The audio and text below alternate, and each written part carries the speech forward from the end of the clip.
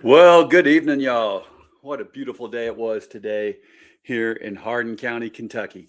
This is the Hillbilly Think Tank. I am Spencer Kett coming at you live from Tunnel Hills, where I'm running for magistrate in District 3. And here in Hardin County, we know that life, liberty, and the pursuit of happiness is what it's all about. Anything else is just smoke and mirrors. So, y'all, we got a bunch of smoke and mirrors come along. That's what I think here at the Hillbilly Think Tank. Now, I am the educated hillbilly. That doesn't mean that I am a moron, because it's not an oxymoron we're talking about.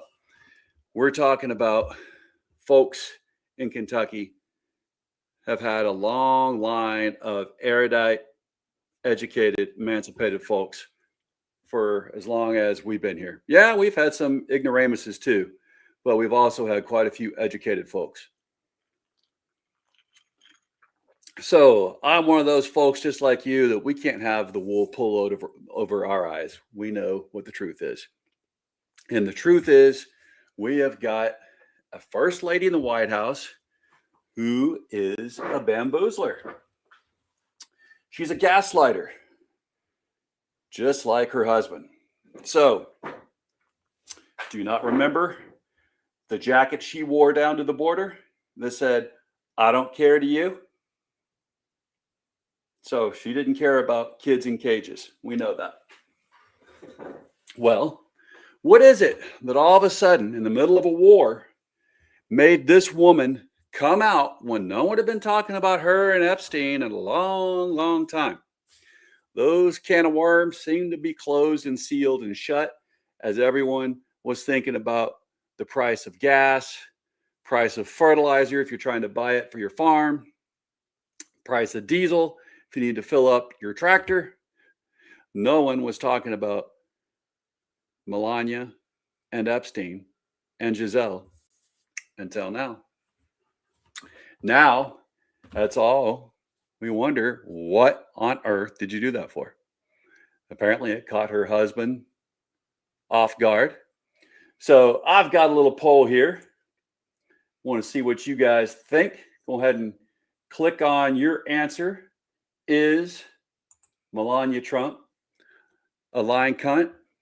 Go ahead and let me know what you think.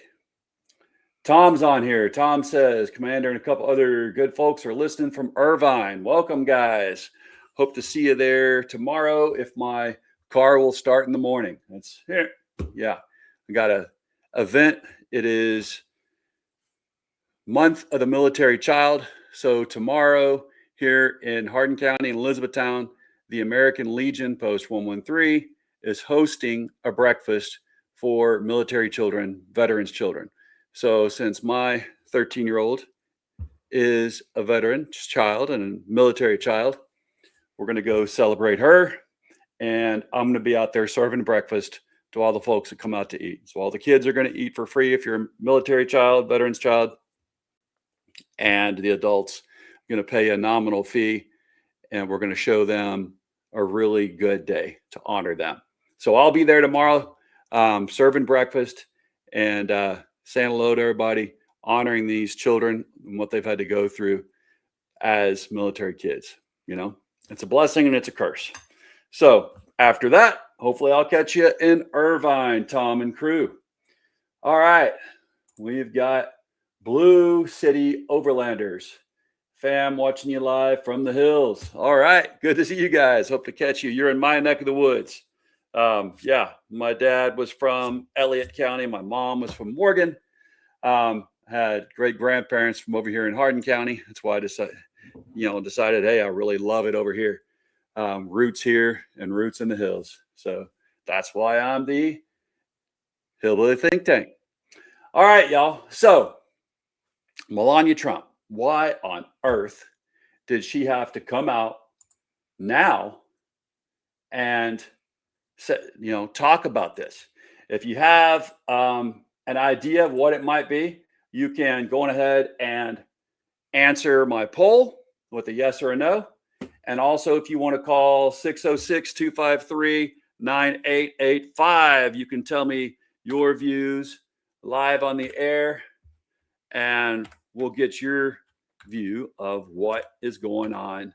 Why, in the middle of a war, did Melania Trump have to come out and talk about this?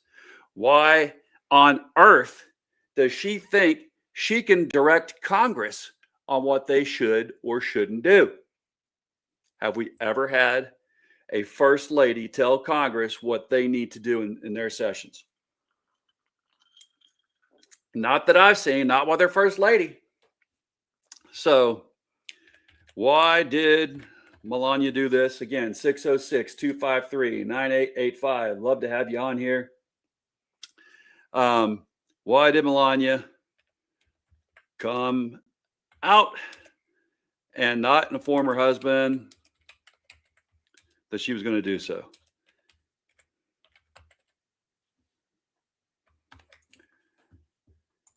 Give me your opinions. All right, let's look at what a few other folks are saying about this, because we know that she said that Congress must have all these women that are making these accusations come to Congress, testify, and basically go to court. But why would she do that? What makes her think that she has the presidential power to tell anything to Congress? And, the ladies have said, hey, we did our job. You're trying to call us out in public to stand in front of Congress, and you're not going to call out any of the men that we've already laid out our accusations about and laid out our facts about what happened, and you're not calling any of them to Congress? They've called Hillary Clinton. She wasn't in the Epstein files. Melania was all through the Epstein files. Not as much as her husband, but she was in there. There's 12 pictures and more, far more, with Melania, with Ghislaine Maxwell, with Jeffrey, with the president before he was president. All four of them hanging out together, hugging on each other, smiling together as each other. Yeah.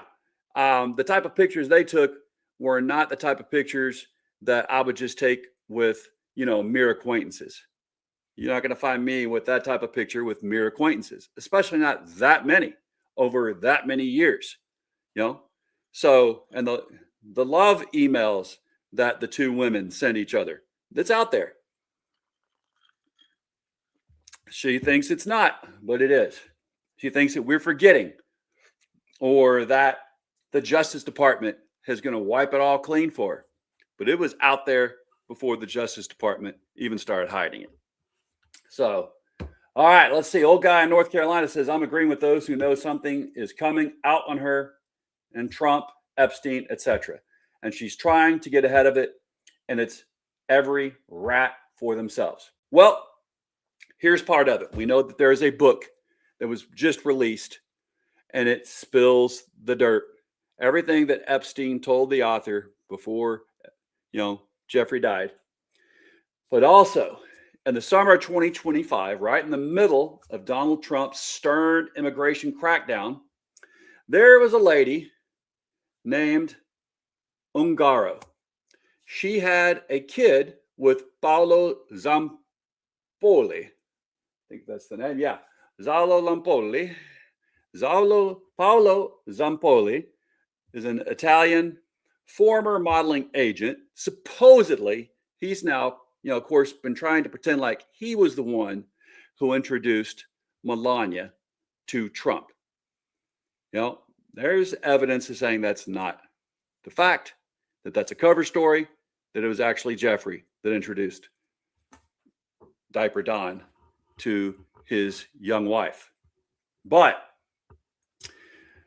Paolo Zampoli has a custody battle going on. And so in the summer of 2025, he told Trump's White House and his presidential special envoy to get ICE to arrest, detain his ex-girlfriend, Ungaro, as they were having a custody battle over their child. Well, Ungaro was deported by ICE. She has come out and sent photos to Pam Bondi, telling Pam Bondi, are you already aware of this situation?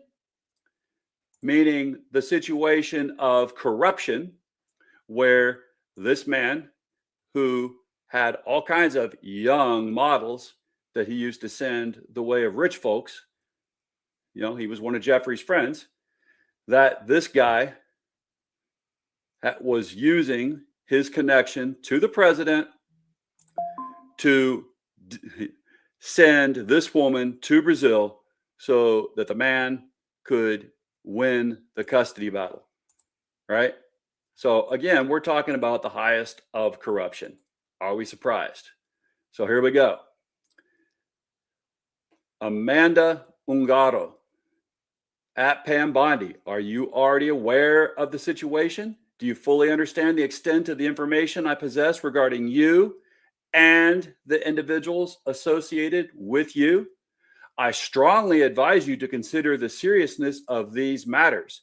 Any actions taken against me or attempts to take actions against me, I guess she's going to say. Oh, that's loaded. Well, anyway, she's saying she has information on all the folks that her ex-boyfriend, Paolo Zampoli, the president, and Melania were doing, all the things they were doing. So she said she's going to spill the beans on them all. So this adds a wrinkle into that story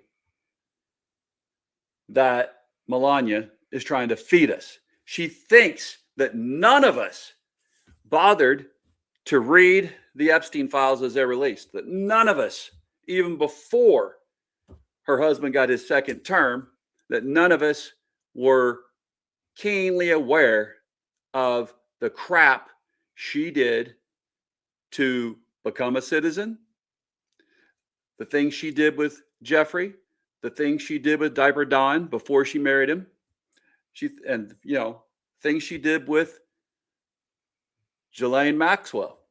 So, I am not forgetting.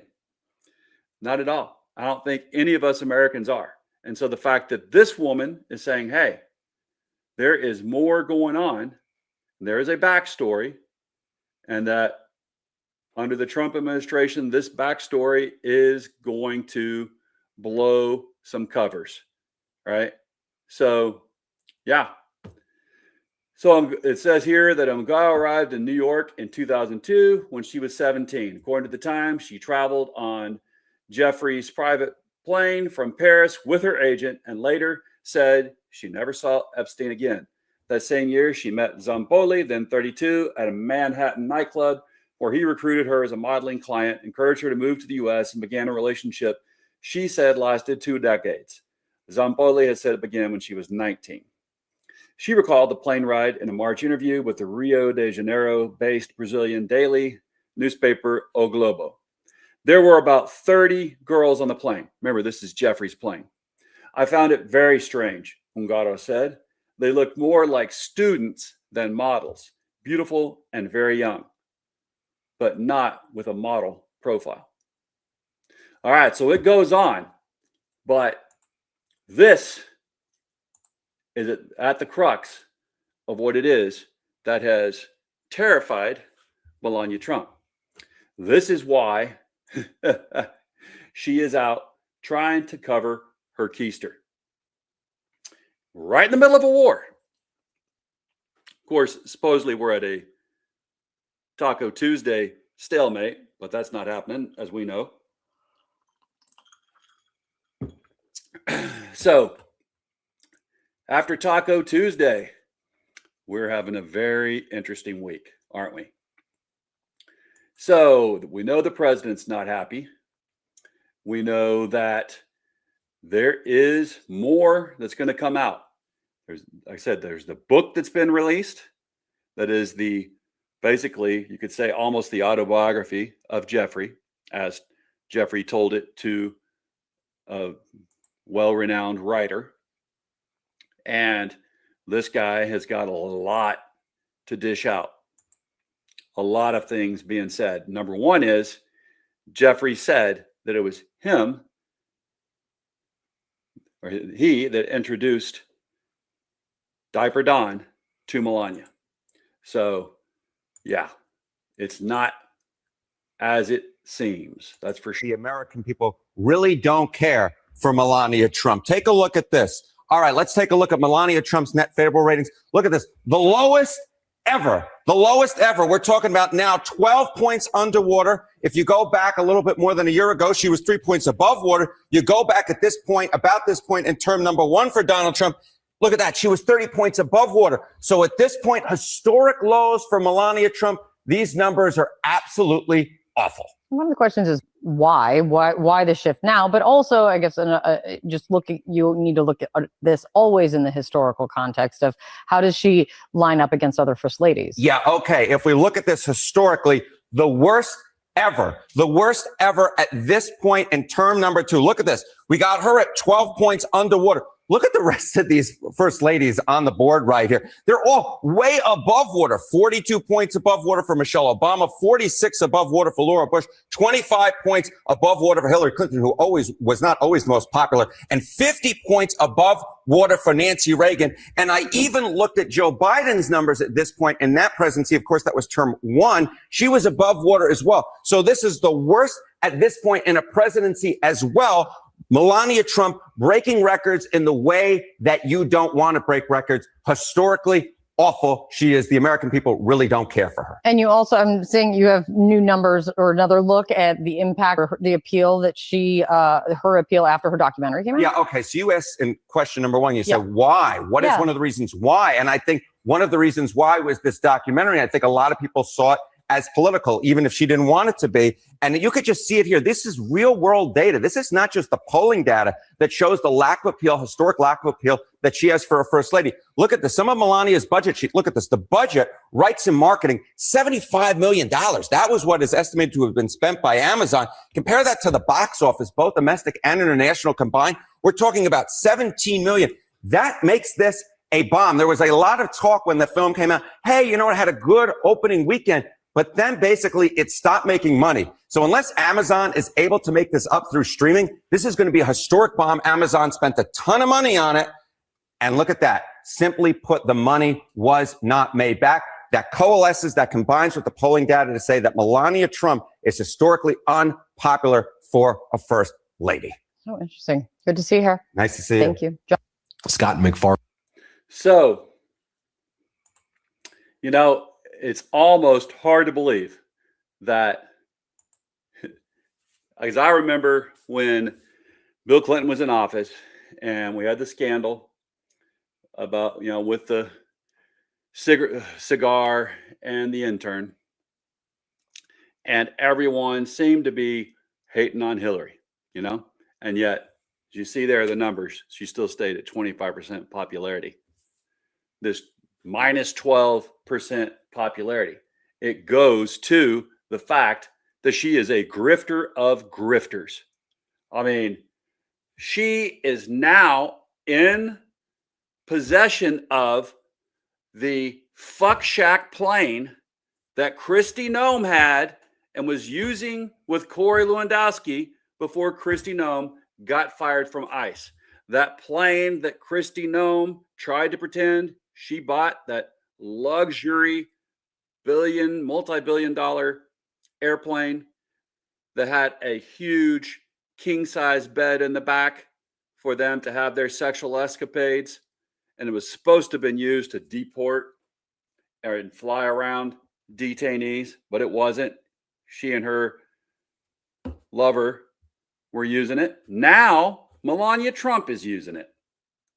I mean, could that be what's hurting her popularity? I wonder. All right. Has anyone hit me up on the widget yet?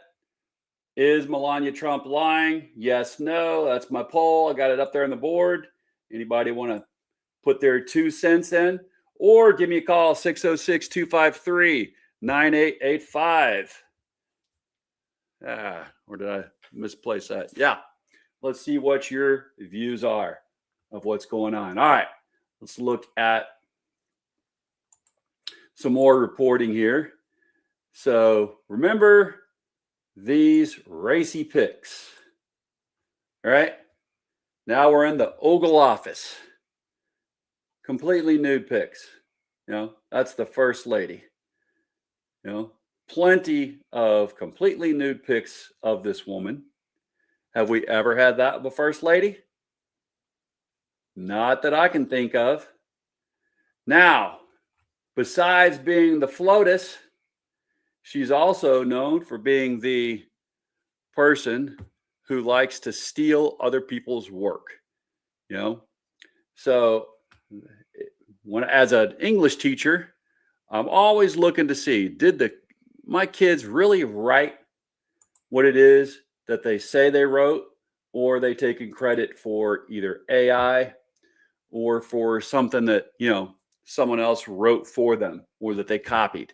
So plagiarism in chief is what I'm going to call Melania. If you don't recall, she plagiarized her speech to the RNC directly from Michelle Obama, and that to me was absolutely just a stick in the eye for those of us who believe in integrity. But, did she care? Not really. Not at all. So, all right. Let's look at some other numbers here. We know that not just racy photos of her are out there, but we know for sure that she had plenty of visits with Ghislaine. They hung out often and constantly were asking each other how they were doing. When can we hang out? All right. But again, this goes back to Jeffrey was a pimp for the rich. That's how he made crap tons of money. He was also, we're sure, a spy for at least 2 countries, or 3. Double agent, triple agent, quadruple agent. He was for sale to the highest bidder, obviously. So when is America going to come and say, hey, you know what? Enough is enough. We've got to come back to our senses and demand honor, decency, and integrity of our leaders. Files are proving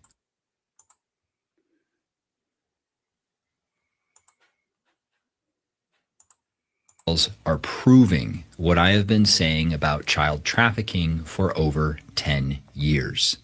The powerful elites do not care about this issue because many of them are in on it. Jeffrey Epstein is just one example of what it looks like when rot and corruption become completely normalized within circles of power.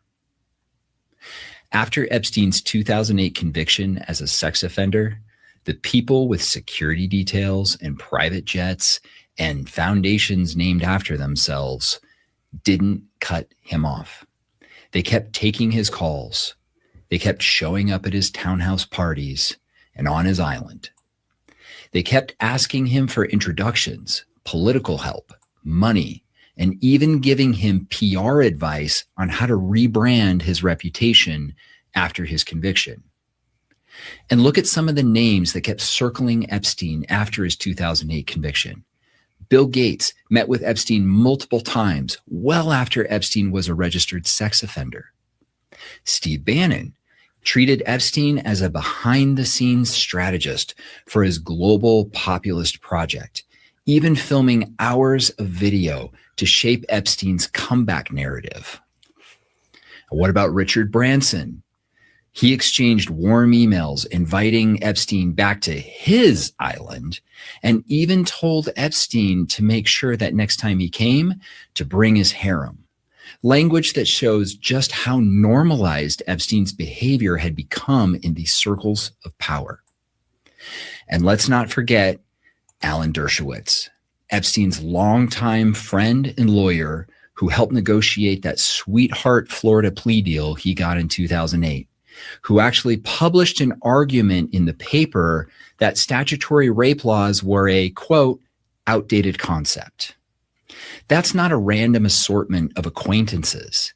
That's Bill Gates as tech's old guard, Bannon as the nationalist rights chief strategist, and Branson as a billionaire brand that's built on good capitalism, and one of America's most famous lawyers, all of them finding uses for a convicted predator after he'd already shown the world exactly who he was. It tells you that in the upper strata, the real sin isn't preying on vulnerable girls. It's losing your utility to the network. As long as you still have access, introductions, intelligence, or money, people in power are willing to look past the mugshot. The Epstein files are proving what I have been saying about child trafficking for over 10. All right, y'all. Sorry there. So, turns out my teenager was playing with my phone. Phone is live. I will answer it. 606-253-9885. Yeah. All right. So it's obvious that this cover-up goes deep. It's not just, oh, Jeffrey all by himself, you know, doing this stuff that was horrible, evil. No, far more people than just Jeffrey. You heard there, Branson, Alan Dershowitz,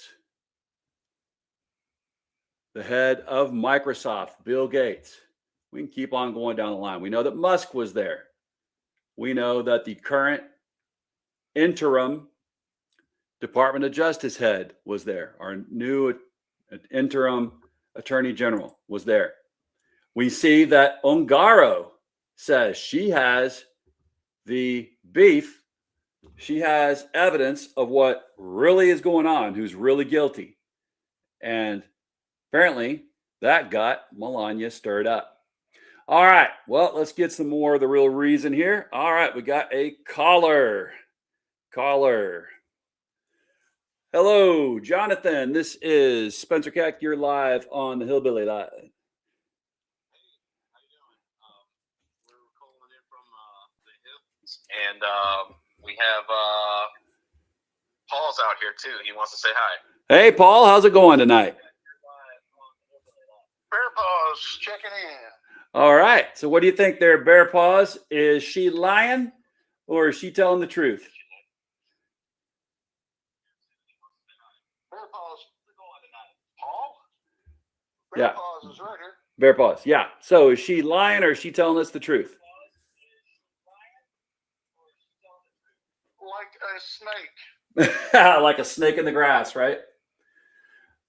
All right. I agree. And what do you think's going to come of it?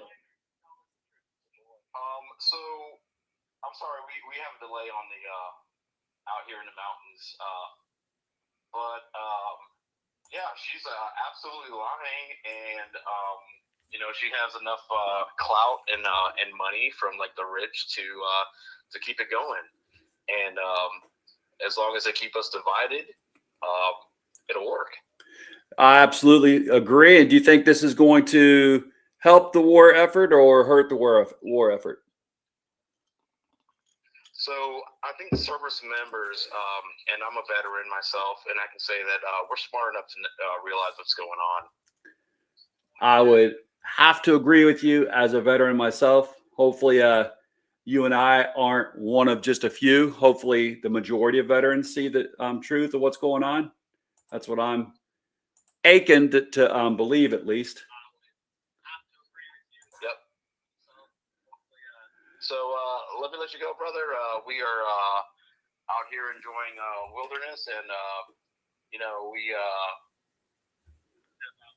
are enjoying beautiful Kentucky. All right. Well, I hope to get out there with you guys. I got my pack. Maybe you guys can take a ruck through the mountains with me. All right, I'm down. All right, See you later, brother. We'll do it. Ciao. All right, always good to hear from friends. And let's get a little more of this before we wrap up the night. Some of the real reasons that she is making these shocking statements about her good buddy. Is this going to be the thing that gets the MAGA folks out of their cult? Well, this again is about elite impunity, right? I mean, it's a group of people who raped underage girls from working class families who face no consequences. Now you got ICE officers who are killing working class people facing no consequences. We need accountability in this country. I do believe that the Epstein class needs to go and be held accountable. What happened here is terrible in its own right. But what I'll say that links that with the Epstein files is this sense that the elites have a different set of rules, that they can get away with a different set of justice. And this country. A reminder, Status Quo is the leading independent outlet that reports on the ground across the country. All right, so we know that we've got Ro Khanna leading the charge, looking for accountability for these girls, now women, that were raped and absolutely violated by this, let's call it what it is, cult of pedophiles. We know that the guardians of the pedophiles, for the most part, are protecting them, except for here in Kentucky, we do have one GOP member that is not protecting these pedophiles. And that's Thomas Massey. He's actually leading the charge with Ro Khanna to try to shut this down. And when I say this, I mean to try to bring the Epstein class to justice. And he is, with Ro Khanna, demanding justice. So there must be something on the horizon that is getting them absolutely worked up. All right, y'all. Again, remember what this is a backdrop against. We've got Tech Sergeant Pruitt from the Air Force being laid to rest. Our flags are at half staff in Kentucky for Pruitt. My hat is off to her tonight. I salute you. From one combat vet to another. Honoring Pruitt. But we can't have any more of this. You know, too many American lives lost for no clear objective. Do I understand that these were some of the worst terrorists in the world? Yes, I absolutely understand, and I believe it, and I am not sad to see the Iranian regime in a hurt, but they're not really in a hurt. All they've done is exchanged an 80-some-year-old Khomeini for a younger Khomeini. The regime is still there. Now they're charging $2 million per U.S. flagged ship that goes through the Strait of Hormuz, or any ships that are flagged by with our allies' flags. They have to pay that $2 million. This wasn't in effect before this war started. This war with no objective, with no strategy, with hidden failures all around. As I said last night, you can't convince me that that was actually a pilot rescue mission to begin with. I'm going to just about bank on it being a failed special operations mission that Whiskey Pete Kegsbreath is not going to take credit for that failure. He didn't man up when he used signal during Signalgate for top secret information. He didn't man up when it was revealed that they double tapped and committed war crimes at sea when they were killing folks on small boats coming out of Venezuela. Yeah, so these guys got to be held to account. So let's look at what some folks in the world see when they look at what we're doing right now. Well, how do they see America? How do they view our current administration? So we got here, one side saying, I won. The other side saying the same thing. People of Iran, we lost. I don't think anyone could really sum it up much better than that. Now, it's also been revealed that Trump said he is going to give mass pardons for his staff before he leaves office. Mass pardons. I mean, wow. Admit to guilt much? I find that extremely interesting. So, mass pardons before he leaves office. I'll pardon everyone who has come within 200 feet of the Oval. So that's another worldview of what we look like, what we're acting like. All right. Now, while all this is happening, gas prices are up, diesel prices are up, cost of fertilizer has gone sky high. Our local farmers here in Hardin County and all over the United States don't even know if they're going to be able to afford fertilizer when they're paying such high diesel prices for their tractors and other implements on the farms. So they're going to have to plant without fertilizer. We're looking at another shocking year for farmers, just like last year was during diaper dons, tariff wars with China, Canada, the whole world. So now he's setting them up for failure during planting season. So as this is all happening, other people are hurting in very other similar ways. We're looking right now, more Americans are getting their power shut off as electricity costs skyrocket under President Trump. So rates are going up under diaper don. Virginia, they've gone up 13.8%. Wisconsin, 4.8%. Pennsylvania, 15%. Iowa, 7%. My electric costs went from being around $180 to $200 to $400 during the winter. And that, it wasn't that way last year. So I've noticed mine have gone up. So the Democrats' new energy bills Relief Act offers a solution to high cost. The ERBA cracks down on price gouging from energy companies. We're being highly gouged by energy companies and by data centers who are making us pay for their electricity. And they use a lot for these AI data centers. The bill cuts the red tape, holding up energy projects, and adds power to the grid.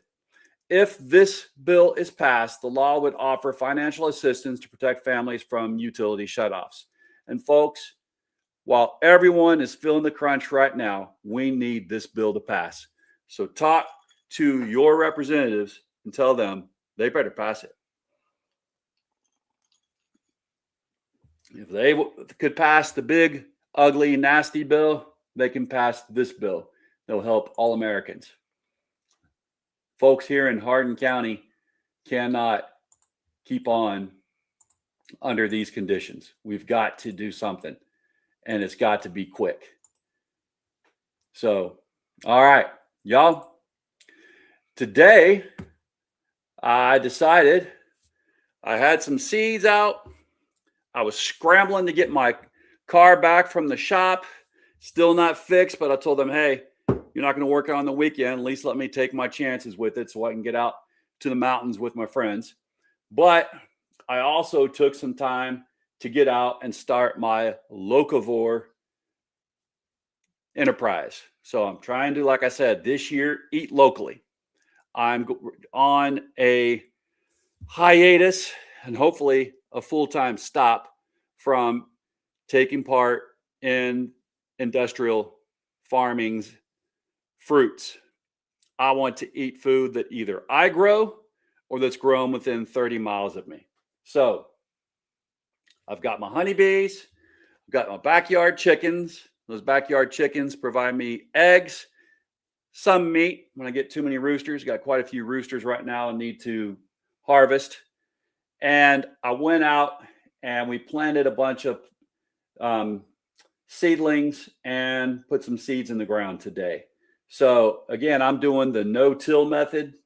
As I've talked about here on the show before, we're trying to make sure that we do this right, that we take care of the earth while at the same time helping out ourselves to eat healthy, to eat stuff that doesn't have poison all over. So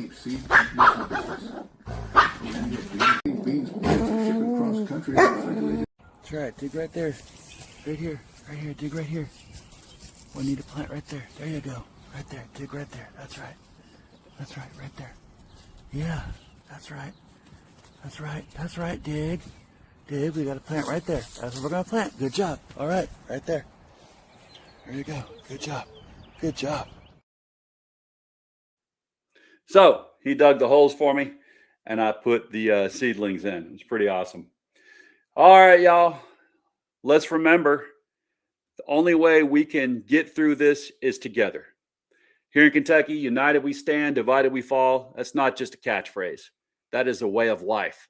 That keeps together this life, liberty, and the pursuit of happiness, which we all should be engaging in. No one should deprive us from that. No enterprise on this earth should keep us from those three things. So, how do we do it? How do we keep from being divided?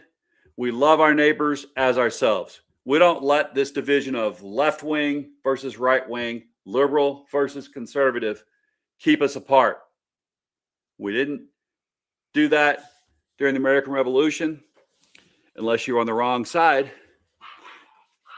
And we now, again, have to have a revolution against the elites, against the Jeffrey elites. So, how do we do it? We come together. We love our neighbors as ourselves. We recognize I'm my brother's keeper, I'm my sister's keeper. And if we keep those things in mind, we won't be divided, we won't fall. So, y'all, bless your corazon. Have a great weekend. If you drink, don't drive. If you drive, don't drink.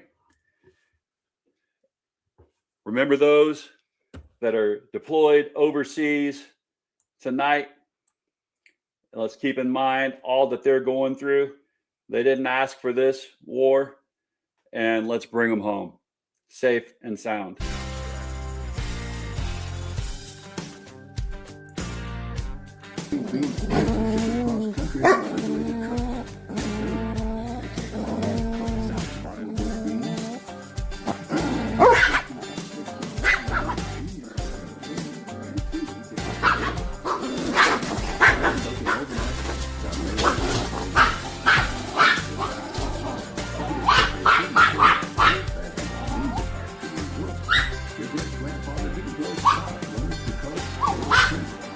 Keep moving, because when the bank foreclosed on farms across